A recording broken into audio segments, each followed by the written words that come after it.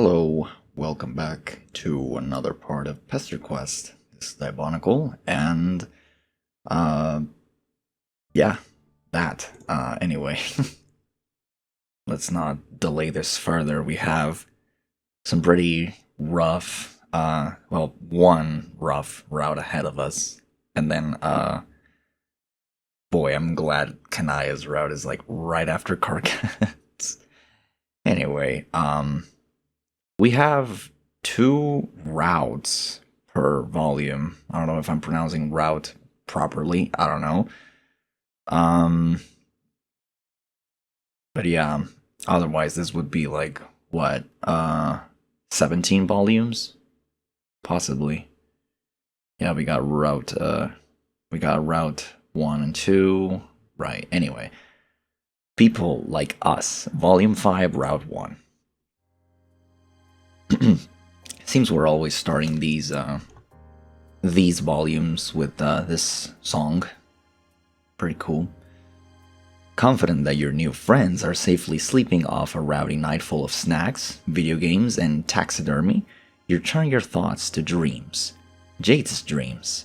That fascinating, shining place that feels familiar the way a dream does. Prospect feels like the place you should be right now. You've got a brand new zap sense, and it hasn't failed you so far. It's allowed you to befriend several emotionally volatile teens in precarious home situations. These powers won't let you down. So you zap to the dream world. Turns out you can fly here. Rad! You drift around for a little bit, admiring the glittering towers, waving lazily to all the various dream NPCs until you come upon a dome with an open window. Inside, a troll boy with knobby horns and a silly outfit lies curled up in his dream bed, sleeping soundly. Aww, he looks so peaceful. You imagine this is a very peaceful troll boy. Yes, he is. Perhaps it should strike you as strange that you immediately know what this alien's race is, but nah, you don't have time for that. Abruptly, the boy vanishes. Oh shit.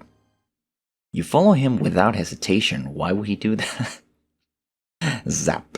Luckily, your powers seem oriented to specific people, rather than places. You figure it's because this is a character-driven narrative. You find yourself in a dim respite block. There's a bookshelf and a desk and clothes hung up on pegs on the wall, but instead of a bed, there is a small tub of green goo. Oh my god. Fucking... Oh, dude. Oh, I'm gonna have to yell. Alright. What the fuck? A gratefully voice tinged with mania crashes over you in a furious wave. You reel back from the onslaught. Every evening I wake up to another glorious night of the universe applying its globes directly to my face in the most hilarious and juvenile way possible. I'm used to this, okay? I'm not saying this is anything new. But this is just next fucking level. Your eyes finally adjust enough to see the same troll boy from the dream world. He appears to have fallen asleep at his husk top. Some crumbs are stuck to his face where it had been pressed to the desk. He's got a zodiac symbol on his shirt. Whichever one is a sideways 69. Nice. And man, he is angry. Like, way angrier than a normal person. I stay in this crumbling excuse of a hive, rigged displays with early warning systems, and what is my reward? A deformed blue blood teleporting into my respite block like a fucking...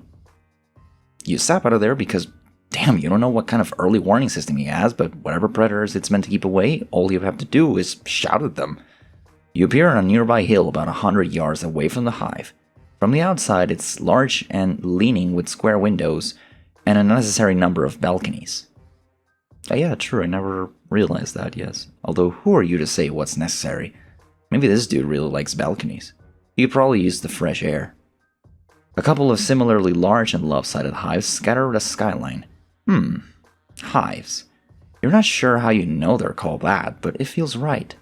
Maybe because of the organic, insectile architecture, like they were grown instead of built.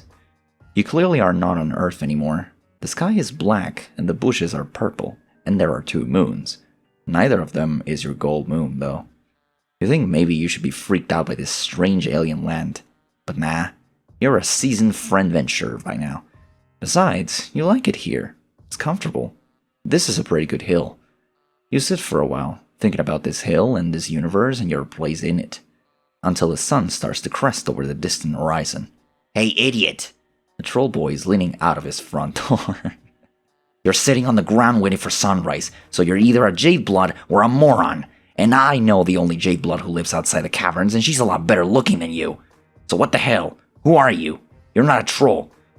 There's a substantial gap of grassy hill between the two of you, but you can hear him just fine. He has a talent for projection. You stand up and brush the dirt off your ass. He seems a bit less angry now.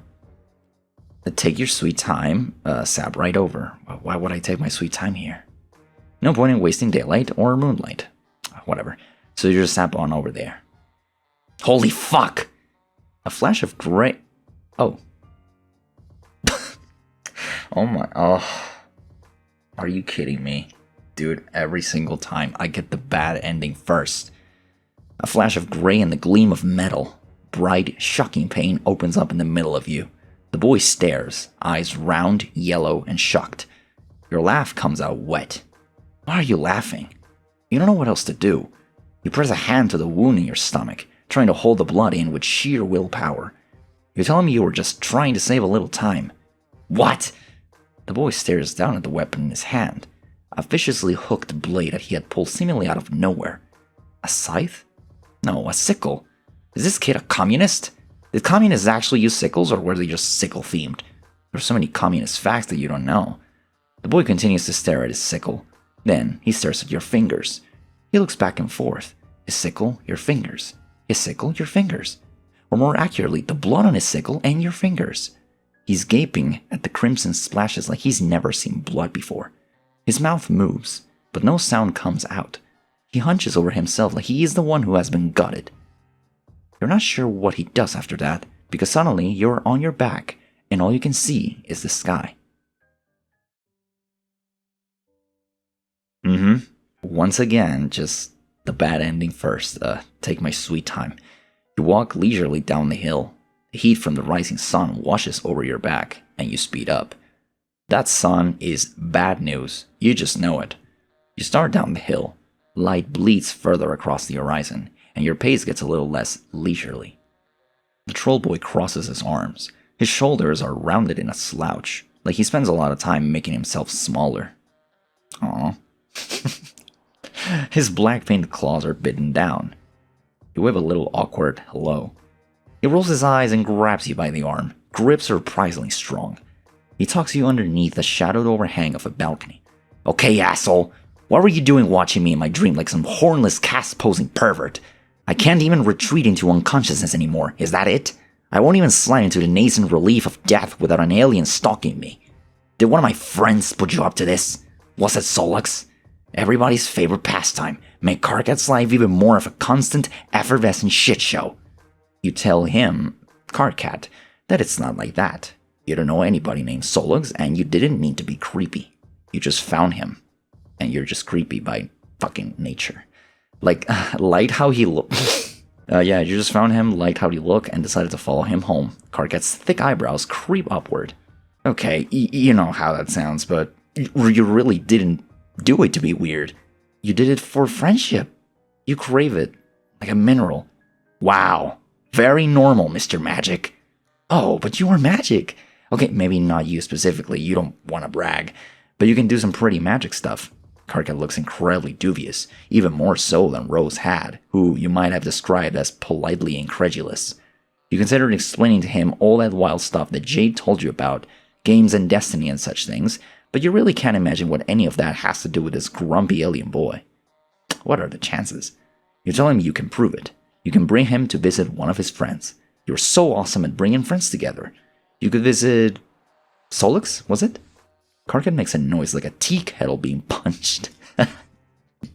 Hell no! That nook biter would self-immolate if I interrupted his coding. I wonder if that's a euphemism.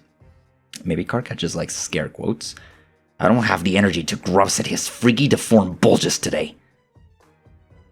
Oh my. Okay, then, where does he want to go? Does he have any more quote-unquote friends? I wouldn't call him a friend exactly.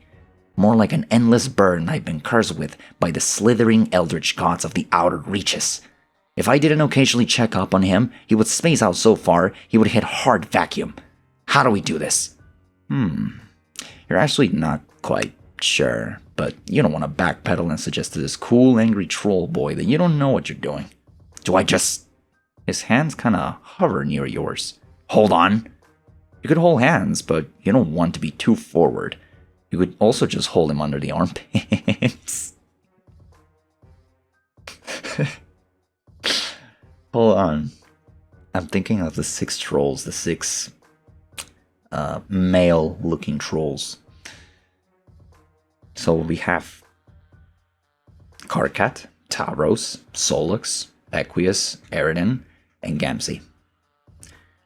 I would say Karkat is the shortest, followed 2 centimeters away by, I want to say Tauros. I don't know. Eridan is definitely like very short height. He just has that energy. Anyway, you think holding me under the armpits is less weird than holding front stumps? Yeah, sort of. Karkat puts an awkward hand on your elbow. Then he frowns and pushes up your sleeve, laying 3 fingers against your bare arm. You good, dude? Yeah, sorry. You're just kind of warm. Thank you. You tell Karkat that he's very warm too. Let's just get this over with. Try to aim for just outside his hive. His Lussus isn't around, and he's usually too stoned to even notice if the roof came down. But I don't want to startle him. Cool. Here goes. You sap somewhere pitch black, and immediately blunder right into Karkat. Oh my god! Could you keep it together for a single fucking glance, Nugget? You're not in Karkat's hive anymore. You appear to be in the void. Cool. The what? Let go of me! You tell Karkat that he is actually the one still holding on to you. He makes an angry noise through his nostrils and releases you from his clammy grasp. He moves away from you and collides with what sounds like about 17 mobs, all banging into each other and clattering to the ground. God fucking... Something smashes. Slurry gusling. A shower of little noises like marbles over hardwood. What even is that? Oh my... No. No. The Great Malenko on the right. Best album. Well, one of the best ICP albums so far. Okay, a light finally pops on above you. You appear to be in an alien broom closet with, like, alien cleaning supplies, you guess? One of the bottles just has Clen written on it in permanent marker. You ask Karkat if he meant to transport the 2 of you into a closet. A bucket rattles as he kicks it. He yells and jumps backwards onto your foot. No, not a bucket. What the fuck? Makara, you bottom-feeding asshole. Your personal habits are almost as disgusting as your pan-rotting purple words. Why is your paling equipment mixed in with your scrub poles? Did you figure nobody would notice? Surprise, Nooksucker, I noticed. What in the hell? Karkat breaks off, and after a moment you realize why. Heavy footsteps shuffle closer. Someone has heard the absolute rumpus tantrum that Karkat's kicking up. Oh, hey, hold up, my brother. I'm hearing something in the scrub cubby. Some squeak beast with all got its stuff trapped. The door opens a crack. Karkat grabs your arm again. Oh, fuck! A shadow looms on the wall. Wild hair, tall horns. Oh, fuck me! Karkat squeezes your arm so hard it hurts. Oh, fuck, oh, fuck, oh, fuck, oh, fuck! The door opens a little wider, and you feel wetness on your arm where Karkat's claws have drawn blood. The door creaks, and you panic. You both crash down to the floor together in Karkat's respite block. Karkat's little horns jab you in the side. What the fuck was that for? Why do you do that? Because Karkat was freaking the fuck out, and you were worried the 2 of you were in danger? And there was some menacing asshole saying creepy stuff outside the closet door? That is a complete mischaracterization of the scenario, and I'm totally disgusted you would even bring it up. It's not a mischaracterization. He was totally losing it. Look, he was clinging onto you so hard he even drew blood. You show him your clawed up arm. Karkat's reaction is immediate and overblown, which you are beginning to gather isn't out of character for him. He starts vigorously examining himself. He appears to be checking for injuries. No, you insist. He is not the one bleeding. You are. He's so covered up in jeans and sweater that you have no idea how he would even get cut in the first place. Wait, this is your blood? Yeah? It's a big deal. Besides the fact that he totally just scratched the shit out of you. You're willing to let it slide, though, for friendship reasons. You figure this might just be the way he greets people? It's honestly kind of fucked up. Maybe you should just leave? Wait, what? Now you're just going to snap the fuck out of here like nothing happened? You can't go out there. It isn't safe. Not for people like... Karkat pulls himself warily to his feet. He's still looking at you like you're a bomb that might go off if he steps wrong. Slowly, he extends his own palm and drags a claw across it. Crimson blood beats up and drips to the floor. It isn't safe for people like us. Clearly something is happening here, and it's probably a really deep and affecting moment. But you're just not sure what you're supposed to do. You bleed, he bleeds, both of you bleed. Sweet, blood friends. You can fuck with that. How do you get a cerulean's hoodie? Do you bag yourself a high blood Moirail? Now that you have established that the two of you do indeed both have blood, Karkat appears to have warmed up to you a lot. He even offers you something called grub juice, which you're pretty sure is just Coke, except not as sweet. It's almost a little salty. You take tiny, polite sips. And then bleh, never mind. And then pour it into a dead plant as soon as Karkat turns his back. You tell him that you were not actually sure where you got this sweatshirt. You were just wearing it when you woke up. You don't even remember where that was. You just know you were standing in front of John's house and you were wearing this hoodie, and you knew it was important, but not why it's important. Possibly because it keeps you from being naked. You didn't realize it belonged to a cerulean, whatever that is. Karkat is looking at you like you're not making much sense, which is fair, because you really aren't making much sense. So you're a mutant blood alien with amnesia. That can also teleport. Yep. Oh, and you can time travel too. Don't push it. Karkat sits down at his desk and hits the spacebar on his keyboard. We could probably figure out whose cast sign this is. Well, not us specifically. Unless you got some incredibly unlikely and well-honed huss-up skills. You've got no huss-up skills, honed or otherwise. Yeah, I'm not fucking surprised. Here, just give me a second. Don't break any of my shit. You take a glance around the room, keeping your arms behind your back so as to make absolutely sure you don't break any of his shit. His room is surprisingly tidy for someone as scattered as Karkat. Mostly just weapons and movie posters. It all has the air of someone who doesn't plan to live in a place for very long. It feels temporary. Karkat is typing furiously with his mouth pulled into a little frown. That's his default, it appears. Every so often, though, he'll throw glances at the cuts on your arm. He really is hung up on your blood. Oh, hell yeah, carcinogeneticists began pestering Twin Armageddons. Well, pestering? Trolling. No, trolling, sorry. Damn. Good news, Captor. Tonight is your lucky night. Finally, you get a chance to put your money where your dribbling snaggletooth flappiest. I need you to do something for me. KK, if this is more whining about the team leaders, I don't want to hear it. You just don't have the qualities necessary for this sort of scenario. And if you're just here to start some sort of slap fight for wrigglers, then you should probably go fuck yourself. Because I've got actual work I need to do tonight. Oh my god, who gives a fuck about a game already dug out of the hole in the ground? And what actual work? Like I even believed that for a second.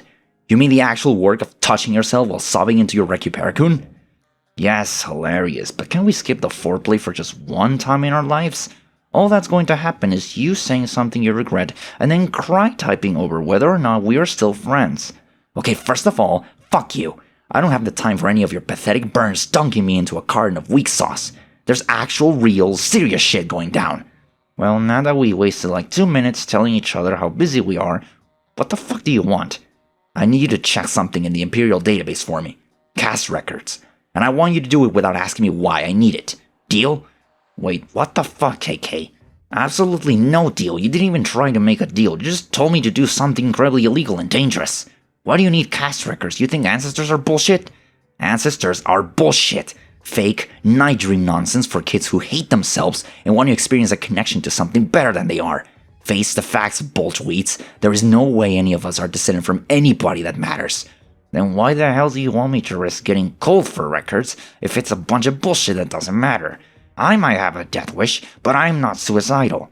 So either tell me what crawled up your nook and laid eggs in there, or let me get back to work. Okay, fine. I'm only telling you this because we're friends and I trust you. There's this person in my hive. Person? Yeah, they're not a troll, but they're not a drone either. I figured they're an alien, but they got a cerulean sign and we're trying to figure out where it came from. Wait, they're not a troll, but they are a cerulean. Sorry, KK, I'm trying to wrap my pen around this, but I'm pretty sure you're fucking with me. Oh my god, could you just run this? Give me a second. Okay, nobody had the sign or cast name in a while. Ask your new alien friend if they know the name Adaloff. Hey, do you know... Oh, what the fuck? You step back from where you've been reading over Karkat's shoulder.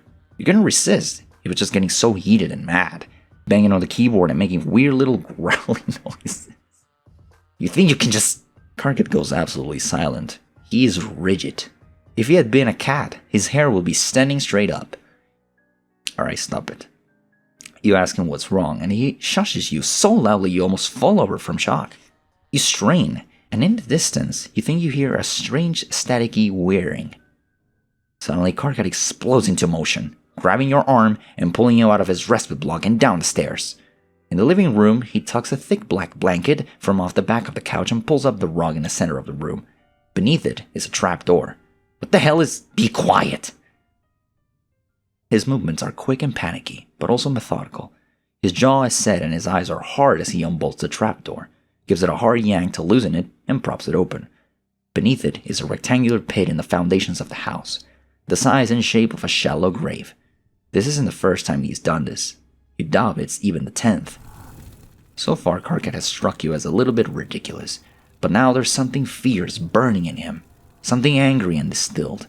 The sound comes again, closer this time, and you see a hulking shadow out of the window, huge and menacing and armored. Karkat yanks you down into the pit with him and wraps the two of you in the blanket. Then he closes the trap door, and you are plunged into a darkness so absolute it's like you've stopped existing. What the hell's going on? A drone! Karkat's face is squished against your shoulder. The fear in his voice shudders you to your bones. It's just a routine check. You should be fine down here. My loss has dug this. It hides the temperature. The temperature? Of me. Of us. Of our mutation. You don't understand, but that doesn't stop you from being afraid. Impossibly heavy footsteps land on the floor above you. Karkat trembles. God, you have to do something. Oh my god. Fucking, I don't know. Flee? So you're a pretty tolerant pretty tolerant kind of dude. You're generally down for whatever, but lying in a shallow grave while a troll boy digs his nubby little horns into your ribs and a mechanical monster stomps around upstairs, it's kind of a lot, even for you. So you do really the only thing a responsible friend can. You get your friend the fuck out of Dodge. Oh my gosh. It was really cool of Jay to have us all over. It felt like a birthday present, kinda. Especially since all my other presents got lost in the mail. Actually, the only one that didn't get lost was a Little Monsters poster my dad got me. He gave it to me a week early, almost like he knew that something weird was going to happen to the rest of my gifts. Sure, yeah, happy for you, dude. Cool that your dad got your unbelievably crappy shit to you before it got thrown in the literal garbage, where frankly, it belongs. But why are you wasting any part of our valuable word count babbling about your fucking Little Monster poster? Who actually cares? I don't know, I just figured some people might want to know about it. Whack. Alright. Dave and John are propped up on a futon, gaming the way only bros can game. That is, with several bags of chips and a mostly empty 2-liter bottle of Mountain Dew on the couch between them. Yeah, dog. Saving room for Jesus and snacks. Oh, hey, Mr. Mailman. You wave hello and try to catch your breath. You're a little unbalanced from the brutal shift between being buried alive to a chill Texas day with just a couple guys being dudes. Wait, how did they even get back from Jade's? Oh, right, yeah, it turns out her dog can teleport. Wild, right? Who knew? I don't think Beck can time travel, though. So don't worry, you're not going to be out of a job or anything. And I'm probably going to ask you to send me back to my place before my dad realizes I've been gone this long. I don't think he would call the cops on you, but I just want to be on the safe side. By the way, who the fuck is that? And is he like, okay, Oh yeah, Karkat. He's currently curled up on the ground with the blanket still wrapped around him. He's breathing very heavily and sort of clutching at the carpet. You lean down to make sure he's cool, while telling Dave and John that he's an alien from another planet. You figure you bring him here, since shit got a little too hot back in alien land. Oh. Dope, I guess. Hey, dude. Wait, he's an alien? Like, a real alien? Yeah, John, Jesus Christ, look, he's got little horns. Yeah, I can see that, but... Come on. Aliens? Oh, so this is where you draw the line. Our friend living alone on an island with nothing but her magical dog and taxidermy grandpa, who she stuffed herself, isn't where you draw it. A teleporting fake mailman in a hoodie who just wants to be bros isn't where you draw it. I guess you have a point. All that stuff just feels so normal now. So I guess in theory you could bring us to visit this alien planet. Maybe. Not that that's anything I actually want to do. The place is probably stank as fuck. You never catch me in space. Space ain't the place. Oh damn, write that down. You look a good Strider freestyle any day of the week, but this isn't Dave's route. So you return your focus back to... Oh, holy fuck, where did he go? Oh yeah, the little dude just scurried out the door. Probably should have mentioned that. God damn it. You just brought Karkat to Earth and you already lost him. Some friend you are. You sap down to the ground floor of the apartment building. Nothing. You sap to the stairwell and look up. Nothing. No little alien boy with a blanket. Shit. Damn it. Remembering the time you met Dave, you sap up to the roof. Ain't you hot, man? You find Karkat standing silhouetted against the turgid Texas sky. Shimmers of heat haze making him look strangely artificial. He's shading his eyes and staring up at the sun. Hey, dude, don't do that. You're gonna hurt yourself. Oh, wow. Thank you so much for the advice. I'm way too stupid to know not to look directly into a burning ball of fire. The pain is intense and searing, but I'm just a dumb fucking animal. By the way, this sun is pathetic. Well, this is another planet and another sun. Yes, thank you. He drops his hands and turns back to you. There are still cobwebs in his hair from the crawl space. Ew. Is this where you're from? You think so? Maybe? You don't remember very much about yourself, but you seem to know much more about Earth than you do about Lalternia. You don't remember very much about that place at all. Oh, except that it's called Lalternia, apparently. This all feels... I don't know. Wrong. Or just really fucking weird. You sapped in and dragged me out of my hive to an alien planet where the sun isn't hot enough to burn. Well, it is definitely hot enough to burn, it just takes a little longer. Shut up, I wasn't finished. Before you showed up, Solix was telling me about this game that one of his friends found. We were all supposed to play together and... I don't know, some stuff would have happened. I don't know why it feels like that matters. I just feel it's hard to describe. Flatten out? Yeah, I feel you. You and Karkat both jump. Dave has ninja'd up the stairs and leaned casually against the brick wall. Shit, how long has he been standing there? And where's John? Oh, he just disappeared. Wait, what? Yeah, it's weird. This swirling void wormhole just opened up in the TV and sucked him right in. What? Oh, I'm fucking with you. John's in the bathroom. But I had you for a second, didn't I? Absolutely sounds like something that could happen these past couple days. Oh yeah, hilarious. He sure got you. Also, you're pretty sure the scene moved up here so you could talk to Karkat without Dave coming in and making all of this about him again. Dave adjusts his shades. Man, that is just an extremely weird thing to say. But yeah, horny dude. I mean, guy with horns. Are you talking to me? We were all supposed to play a game too. Together as a group or some shit. Right! Jay told you about a game. A game that was supposed to change everything. It's that sort of shit that makes me get this feeling you know more about what's going on than you're telling us. You don't. You swear you don't. You have no idea why any of this is happening. Or maybe not happening? There's just some stuff you seem to know, but not until you absolutely have to. You're just sure that it's very important that you brought Karkat here. Why? How the fuck do I have anything to do with these hornless freaks? Standing right here, bro. My god. But yeah, that's a pretty good point now that I think about it. You said it's important for you to bring him here, like here, specifically. To my apartment. Yeah. Why? You aren't sure. You just have this intense feeling that it's imperative that the two of them are friends. Alright. Weird. But alright. Great dude, you ever play any Tony Hawk?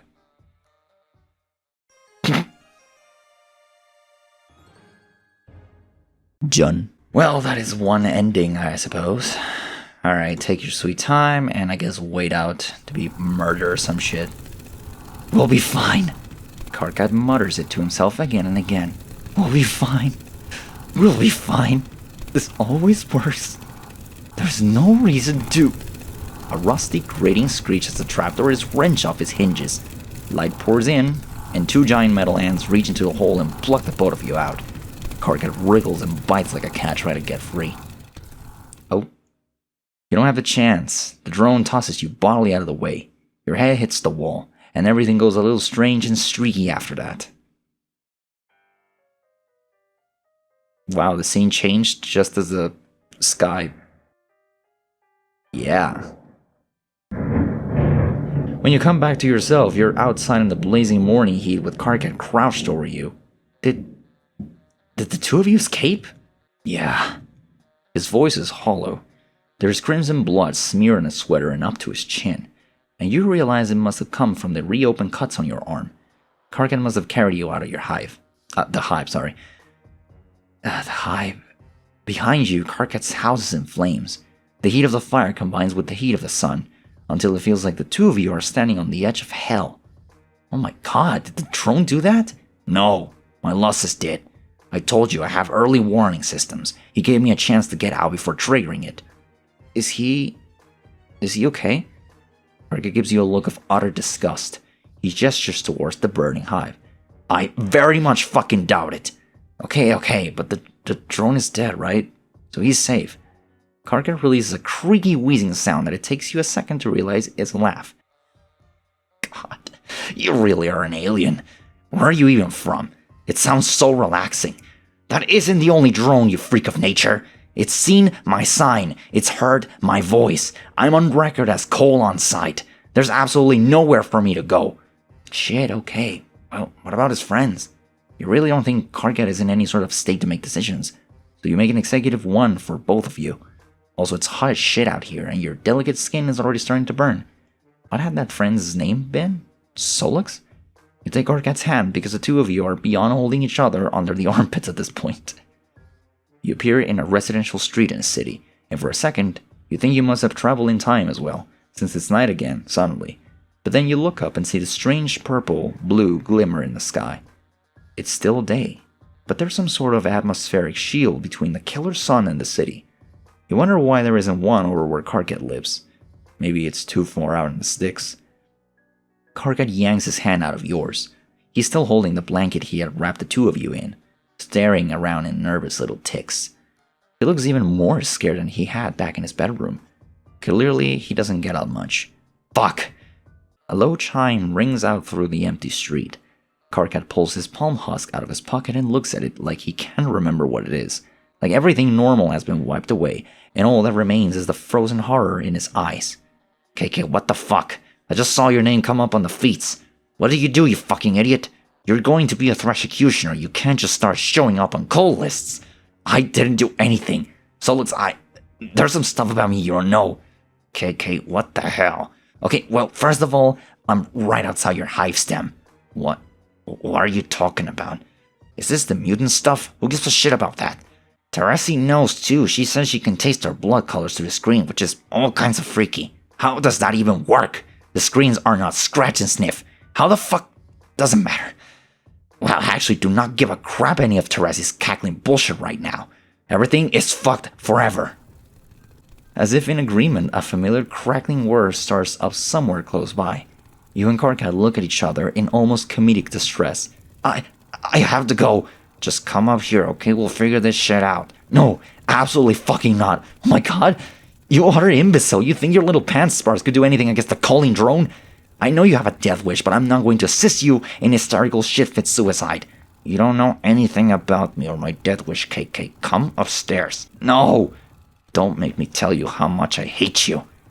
Karkat throws his palm husk at the pavement, shattering the screen. Tears drip off his jaw in blurry streaks of red. Get me out of here, and don't you dare ask me what's wrong. You don't. You get him out of there. To all over. Locale to locale. You take a grand tour of Alternia, a place you shouldn't know the name of, but you do. And everywhere you go, you hear that telltale grating whir. Karkat was right. Wherever he goes, the drones follow. After a certain point, it just becomes a routine. You teleport to a random location, and the two of you just sort of loaf around until you hear the sound in the distance. By the time the sun starts to set, you're both exhausted and must have sapped all over the planet. You find yourself back on the grassy fields, most likely somewhere near Karkat's demolished hive. Smoke hangs fetid in the evening air.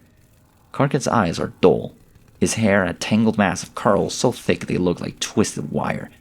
I figured out why the fucking thing didn't work. What thing? He shakes the blanket, which he's been holding on to all day. The last remnant of what is most likely by now just a smoking wreck. With 2 mutants in there, we were too warm. Years of perfecting my hiding like an oink beast from the slaughterer technique, and it's all decimated by some clueless asshole in a hoodie. Just Karkat out here having a normal one, getting fucked in the waste chute by the inexorable march of fate in the universe.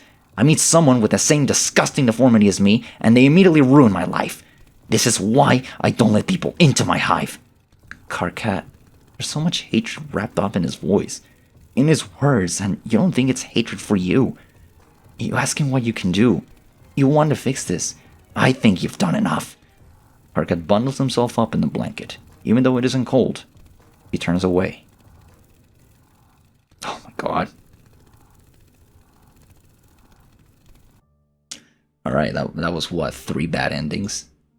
Fuck me, dude. Expedited shipping. He brought Karkat to meet some new friends. Nepeta would be proud. Let's just move on to... I have plenty of friends, right? You are learning more about yourself every day. For example, while you already knew that friendship was everything, you're now realizing that staying with your friends is not a priority. At least, that must be right, because you keep leaving friends and starting over again. Why are you doing this? Probably a deeply held value of some kind. That makes sense. Anyway, you are ready to meet more friends, and the only place you've seen new people recently has been on Jade's dream planet. You sap on over there. Is this how he's meeting all the other trolls? This time something's different. It seems to be a different part of day than before, and the overhead clouds that previously served as fluffy ambient backdrop are now alive with images. Meteors striking a dark world. A planet covered in sugar mountains dotted with goofy giant teapots. A young, gray-skinned alien girl running around catching frogs. These must be the clouds Jade was referencing, the ones she said could never be wrong. Well, you can take guidance from them too. You've trusted more dubious things than clouds. You zone in on that frog girl with the short haircut and the red skirt. Time for the sappy thing. It's always night on Troll Planet, at least when folks are out and about, but it's not usually this dark. You confidently head out to start exploring your surroundings, and immediately run into a wall face first. Okay. You're getting your bearings now. You've ended up in some kind of closet. You refrain from making a hackneyed joke about it. You probably don't even have that cultural metaphor here. And the noise you made elicited an answering yelp of surprise in the room outside.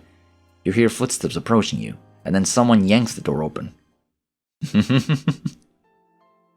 That song. Oh. Hello. What the fuck? Opening the door has allowed a beam of bright sunlight to fall across your face. You feel instinctively that the light is something to avoid. You hold your hands up to shield your face, and then remember that your hands are also made of skin, and whimper. The heat is doing its best to fry you, like a vampire in a movie. You're sure that idle thought will not end up having any relevance to this troll girl's story whatsoever. What are you? Did you just wander in here, or like... What? Something like that, you tell her, cringing away from the light. You get the feeling this girl is not gonna fall for the old mailman gambit. Mail troll? You tell her you know one of her other friends. Who? Wait, is it Karkat? Yes, I knew it. He makes friends with all kinds. Well, I obviously can't kick you out right now. You don't seem to be able to handle the sun. So I guess you better stick around until at least nighttime. You could easily sap the nighttime, but this is giving you an in. So instead, you agree. No problem, you can just hang out in this closet. It's fine. It's a lovely closet. I know we just met, but you are being kind of weird. I hope it's the kind of weird that eventually becomes charming. You don't say that though, just think it. You know the barrier between your words and thoughts is ambiguous at best, but for real. Anyway, you have no obligation to skulk around in my wardrobifying assets chamber. I have a solution. Pulling the shades, maybe? No. Why would I deprive my plans of life-giving sunlight for a fragile-skinned creature I've never met before? It is another solution. A minute later, you were dressed in a floor-length gown of emerald velvet, with long sleeves, a high neckline, and a dramatic hood to pull over your head.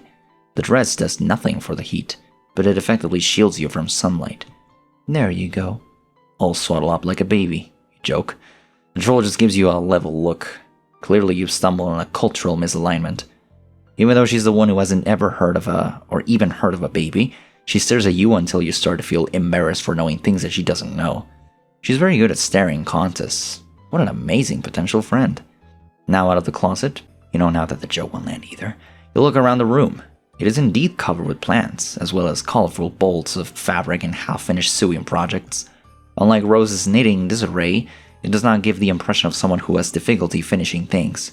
This troll's room gives the impression of someone who enjoys, even excels at having multiple irons in hot places, or at least she thinks she does. She seems to have just been on her computer thing when you zapped in, because her chat client is flashing insistently. You try to peer at the open window, but she hits a button and makes the projection disappear, a delicate green flush rising to her cheeks. No need to look at that. Guiltily, you remember spying on Rose. When she called you out, you thought for a second that your chances of being her friend had run out. Like if there was a universe where you became her friend and one where you didn't, you had stumbled clumsily into the wrong one. The bad one, if you will.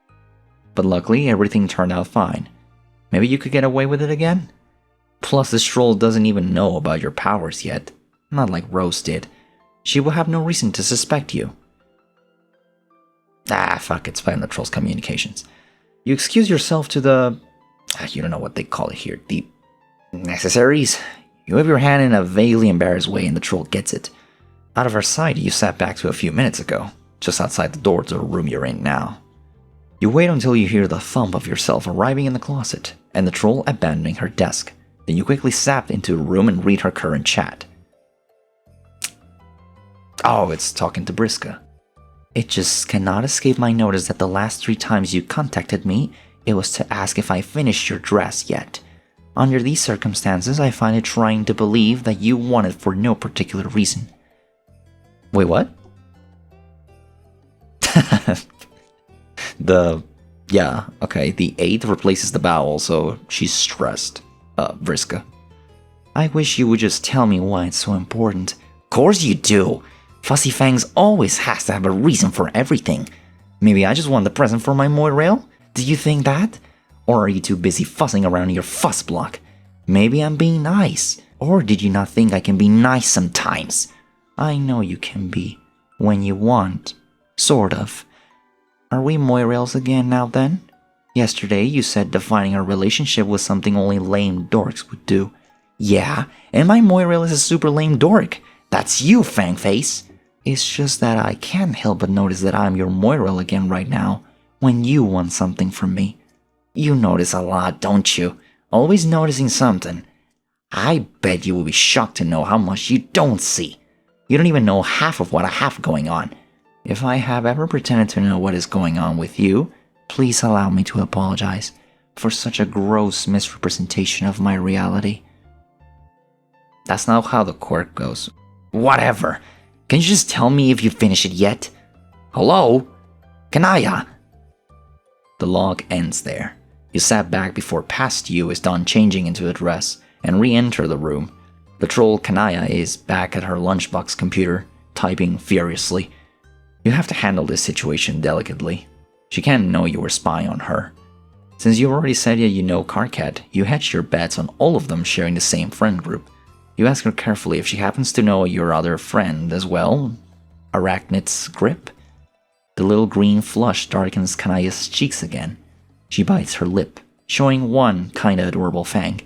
Yes, I know her. Why? You are sure that helping Kanaya figure out her situation with this girl is the key to earning her friendship. A big, juicy interpersonal conflict to solve has been dangled in front of you, and nothing makes friends more reliably. But then again, you don't really know anything about this other troll. You don't even know her name, just her handle. Can you really be of use to Kanaya? Especially with when your knowledge of the girl is based on a foundation of lies? Is this the right way to go? Well, listen, I mean, I like Vriska and all, but I would say no. Not this time. No reason, you say, just curious. Kanaya gives you a suspicious look. Okay, well, I'm kind of in the middle of something. You can just while away the time until it gets dark. Sure. You watch her for a few minutes as she finishes up her conversation and then starts working on things around her room. But having seen what you've seen, you are determined to find some way to help her. If you can't fix her interpersonal problems, maybe you can figure out something else she would enjoy. Filled with investigative spirit, you start to gather evidence. Snoop. You start to snoop. Spying got you this far. Spying is great. You rifle through Kanaya's bookshelf. She has a number of sewing pattern books, which you assume must have some kind of whimsically gruesome twist congruent with the rest of the world building on this planet, but pretty much just looks like sewing pattern books. There's one thing on the shelf in your own language. It's not a book, but a stack of printed out pages bound together in a distinctly homemade way. It says Esper Beta Walkthrough at the top and is covered with familiar erudite prose. I'm pretty sure the events described in this document never happened in the timeline you're currently making, but maybe whatever source Kanaya got this from is not bound strictly to one timeline. There are a number of books featuring shining white figures, mostly women, with prominent fangs and variously colored blood dripping from their cruel and elegant mouths. They were all dressed in an explosion of brightly colored fabrics. Something about their sparkle strikes you as deeply, strangely familiar. You must just be thinking of vampires. There's no reason you would know anything about whatever the rainbow blood imbibing troll equivalent is. Most of these covers feature a swooning troll of varying genders clearly about to have their throat turn out sexily. Oh my. Many of the rainbow vampires are being menaced by brave heroes all wielding chainsaws. A loud buzz makes you look up. You can't help but notice that Kanaya is tending to her topiaries with a large chainsaw of her own. Topiaries? Topiaries? Fuck, how do you pronounce that? Okay, you're putting all this together. The bright colors around her house, the joys of weapon, the love of sunlight. Kanaya's heart's desire is clearly to date a sexy vampire. Oh my god. Maybe that's what AG is. You wonder if you could make this happen for her. Maybe on this planet. It's not just a fantasy. You clear your throat to get Kanaya's attention, and then casually wonder aloud if Alternia has any kind of non-living creatures. Oh, you mean the undead? Yes, the undead. Where might one find the undead? It is not difficult. They tromp past my hive in their hordes every day, slavering and so on, trying to get in sometimes. It's all coming together. That must be the root of Kanaya's fascination. You start to form a plan. For the next few hours, you keep a keen eye trained on the window. Sure enough, within an hour, a group of strange, shambling creatures lurches into view. You yell and point out the window, drawing Kanaya's attention, and then zap yourself out there in front of the horde. What? Now that you're close up, you can see that these guys are not exactly the debonair creatures of the night from Kanaya's book covers.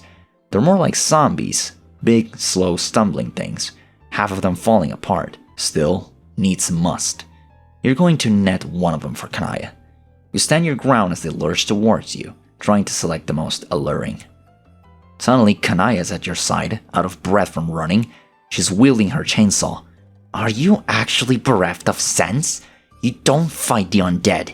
This is suicidal. You were not trained to fight them. But there's no time to explain that because they attacked you anyway. A great monstrous arm backhands you to the ground, and monster claws tear through your gown and into your shoulder, lifting you by it.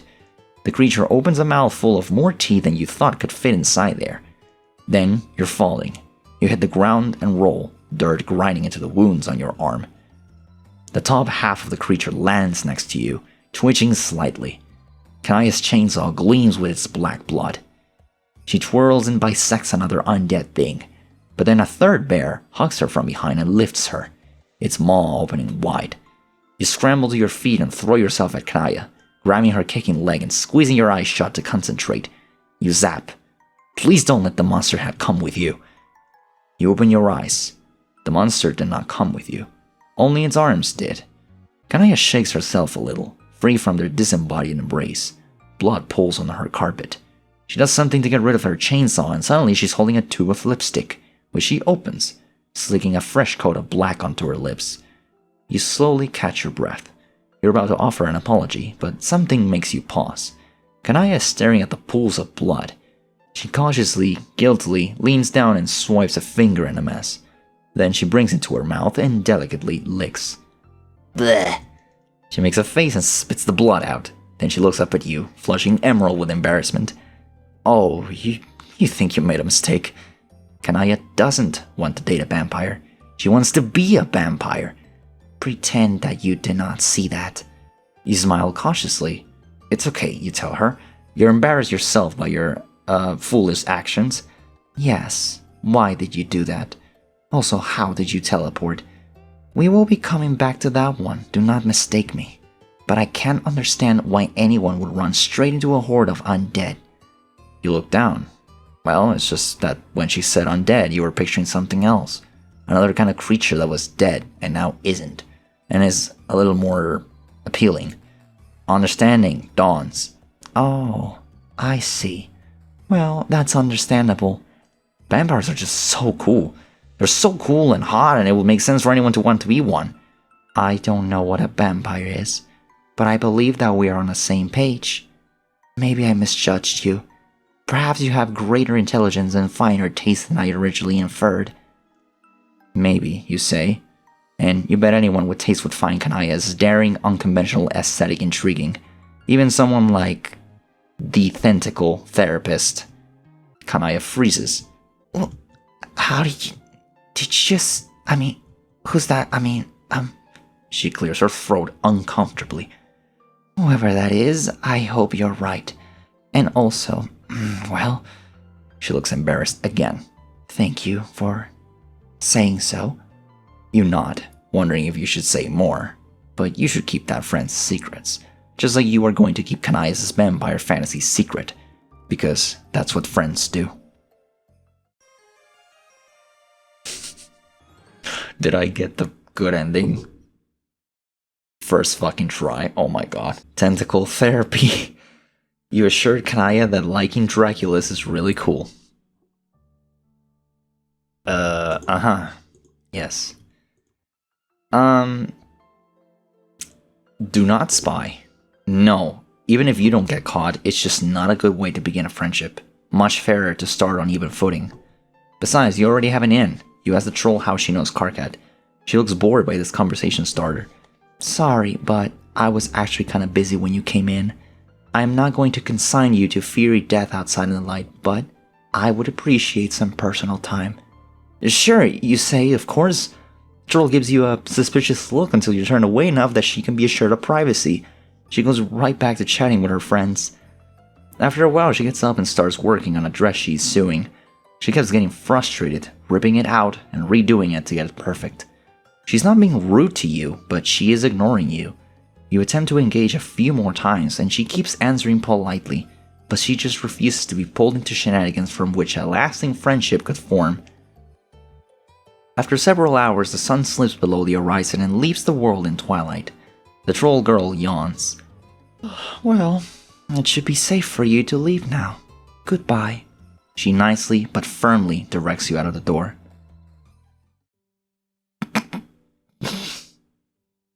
Alright, Fuzzy Fangs. Alright. Spy. And I guess help. You gesture wildly. You and this girl, whose name you do totally know, go way back. In fact, if Kanaya wants some help figuring things out with her, you could definitely help. You are an observant person, this part is true, and you want to help her, this too. Kanaya thinks this over, looking skeptical. What could you do to help? She's just impossible. Everyone knows that already. I'm not breaking new ground about Vriska here. Vriska! That must be her name. Despite Kanaya's outward frustration, you keep sensing some kind of guilty affection here. You don't know what a moirail is. How could you? You never heard the word before, but it conjures a feeling inside you. A vague sense of warmth and comfort, and for some reason a dark room and the smell of popcorn. Anyway, it's clearly some kind of intimate relationship. By the way, I just noticed the the thing, the top here, it's got a squiddle. It's an orange and a purple squiddle, it seems, so... So it's not them. Kanaya's feelings are all wrapped up in it. You know what to do in that kind of situation. We fuck things over. She needs to tell Vriska how she feels. You expect Kanaya to brush this off. She hasn't exactly been Miss Emotional Openness so far, and she looks like she's about to, but then she wavers. To your surprise, she lets out a heavy sigh, her shoulders slumping. What would be the point? She's not even into the relationship we have now. There is no way she would want to take it in a more crimson direction. Clearly these feelings have worn her down so much, her spiky defenses are weakened. You don't want to cheer on someone's vulnerabilities, but, well, it's hard to forge a friendship without them. You ask if she's sure about that. Well, no. I can't ever tell if she's sincere. She makes serious things into jokes and jokes into big dramas. I thought she started calling me her Moirail as a joke, but she told everyone else about it too. She didn't even ask me what I wanted, and now I don't know how to talk to her about it. Every conversation we have gets so antagonistic, but I am not interested in a quadrant with her. Sometimes it feels like our relationship is just an aggregation of shallow and insincere hostilities. Good callback. Despite the unfamiliar alien words, this teen romantic flailing is common among all species. You nod sympathetically. But, you point out, Kanaya isn't happy now. So what would she have to lose if she pressed the issue? Kanaya gives you that even, scathing gaze again. And what is your personal interest in my quadrants, Karkat's friend? Whoops, you pushed it too far. All your recent successes have made you cocky. You revert to barefaced honesty and tell her you want to get to know her better. I have plenty of friends already, and I don't even like some of them. But I will think about your unsolicited and unwelcome advice. Advice from a stranger whose presence you are tolerating solely to not be responsible for the death of an innocent is well known to be the best kind of advice. That's about the best you can ask for. You shut up and sit quietly while Kanaya goes back to her activities, sewing and tending to her plants with a big chainsaw she seems to have pulled out of nowhere. Finally, she huffs a sigh and throws the chainsaw down on the floor. It disappears again, but a little gold too rolls away from where it landed. Kanaya stalks back to her magic computer lunchbox.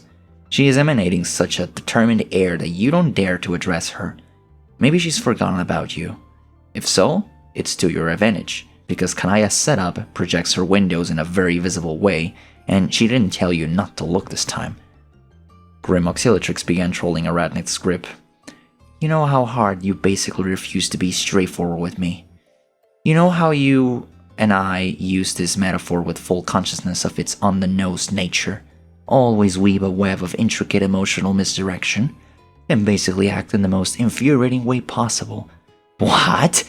Slow down, what are you talking about? Why did you start calling me your Moirail? Was it because you actually had these feelings for me? Or did it suit your purposes somehow? What if I started calling you my matesprit? Would that make it reality? Is that how it works?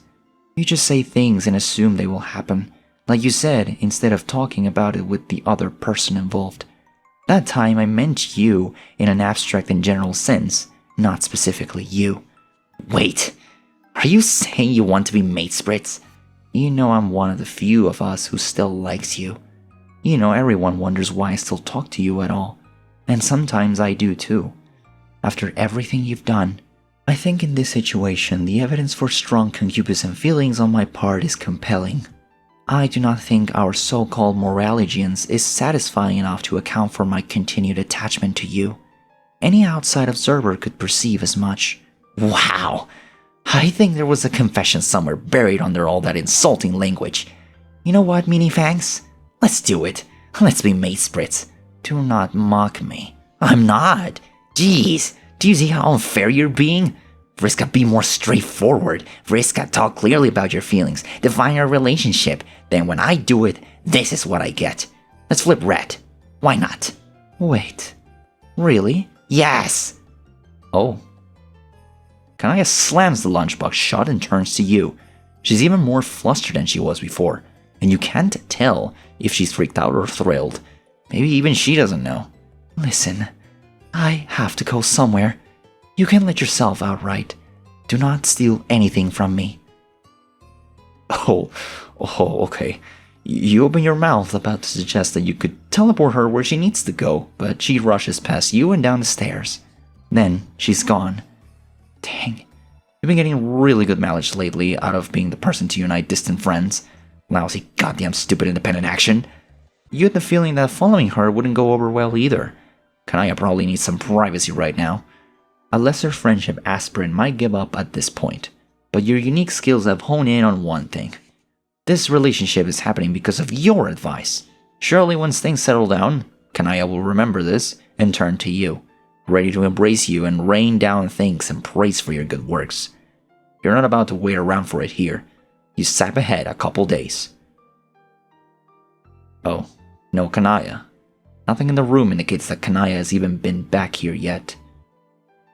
Oh, you try a couple more days and still no Kanaya. You sap again, now you're a week out, and the brown edges on some of these... some of the leaves suggest that Kanaya has been at her new girlfriend's house this entire time.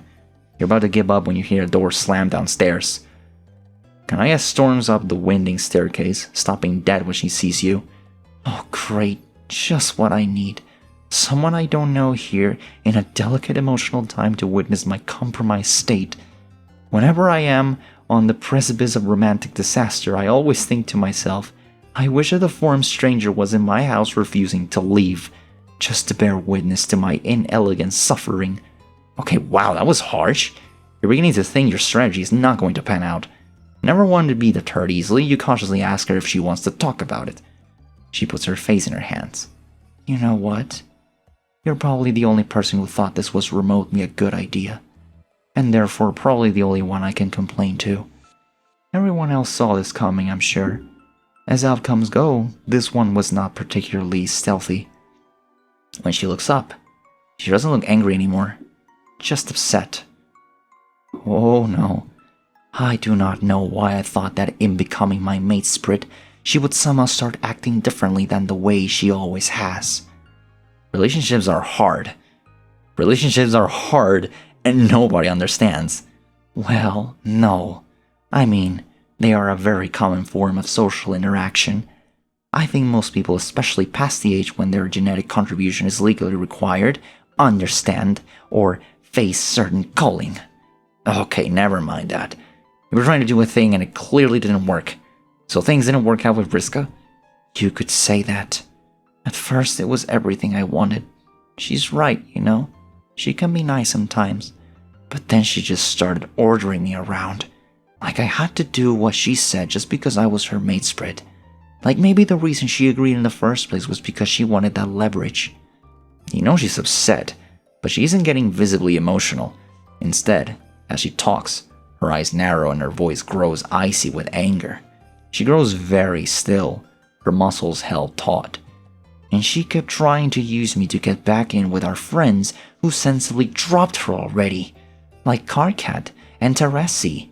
Although I can't believe I still have any cash with them after so obviously taking leave of my senses enough to date her. Even Teresi wasn't stupid enough for that. It felt like she just wanted me to like her so she could exploit me. Maybe because she doesn't have enough other friends, so she had to get the most out of me. Her voice is trembling with anger now. Jeez, that's rough. Honestly, it sounds to you like Kanaya dodged a bullet. When you first saw that Kanaya had a crush on this girl, you kind of assumed that someone as composed and rational as Kanaya would be drawn to someone who would compliment her well. But you just watched her walk into a train wreck. Well, encourage her to. It's probably good she broke up with Vriska. I didn't. Oh, well, but you're right. Oh my god. She stalks over to her hot tub and throws the top open so violently it nearly breaks. She opens a window and starts typing. Her claws hit the key so hard that one of them pops off and flies to the ground. Grim Auxiliatrix began trolling Arachnid's script. You know, Vriska, I didn't just want to date you. I wanted you to feel the same things I felt and treat me like a mate spirit. and whatever this is, it isn't what I wanted. Excuse me? What are you saying? But Kanaya slams the screen down and turns away. Then she puts her hands over her face again and bursts into tears. Can't help but feel a little awkward. There. Kanaya glares at you. You know this is your fault, right? I do not think you have shown yourself to be competent enough in this area to try to fix things now. Can you please just leave me alone? Yeah, you're not going to be able to turn this around. Leaving probably is the best thing you can do for Kanaya now. You nod sadly and sap the fuck out of there. No. Oh, what a horrible ending. You didn't help, no. I still don't get it, like, what the fuck? Like, there's no way to, I guess see the stuff here. The artwork. Wait, it's a QR code? What? Please support the Trevor Project. Yes, do that. Please do. I'm clicking, but it doesn't seem to open anything. Now that I think about it, Vriska using Kanaya as a way to get, like, connect with her friends. That's pretty, I don't know. That is messed up. Anyway, how long have I been recording? 1 hour and 24. Alright, shit, that was a pretty short one. I would like to continue, but seeing who's next here, I don't think I want to. Right, let's check the warnings. Suggestive themes: parental death, suicide mention, state-mandated murder, blood, swears. Plenty of swears. Blood, okay. Just blood. There was no warning for how relationships are hard and nobody understands, right? Yeah. Right, anyway, that was pretty lovely. I missed voicing Kanaya. Kind of feels like I'm doing a different voice for all of them after a while of not doing their voices, I guess. I don't know what it is, but it feels good. It feels good to do their voices. Karkat's, I think, is going to sound a little different. I mean, I say this prior to editing, but this will be included at the end, so I'm sure Karkat sounded really different than how I made him sound earlier, you know. And Kanaya, like, I tried kind of like letting a little bit of an accent slip in, but I can't. Like, if I genuinely try to do an accent, that's... it's not going to work. I can't do accents for shit. Thank you all for watching and sticking by. This was Diabolical. And I'll see you in the next one. Part 4, maybe. I don't know. Yeah, goodbye. Bleh.